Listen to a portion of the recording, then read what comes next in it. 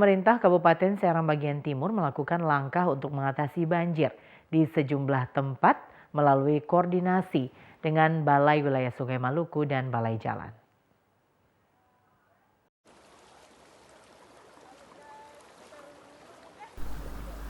Kota Bula menjadi salah satu tempat yang kerap dilanda banjir. Setiap hujan deras, warga di sejumlah titik selalu waspada lantaran banjir selalu merendam pemukiman mereka. Kondisi itu mendapat perhatian pemerintah daerah setempat.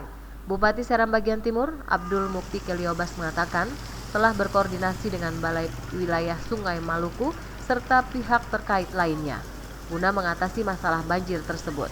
Keliobas mengatakan Kamis besok pihak Balai Wilayah Sungai Maluku melihat secara langsung kondisi titik rawan banjir di Seram bagian timur. Selanjutnya akan dilakukan langkah pencegahan.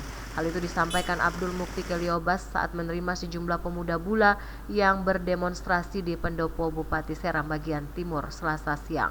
Hari Kamis ini, Balai Sungai sudah akan datang ke sini bersama dengan pemerintah daerah.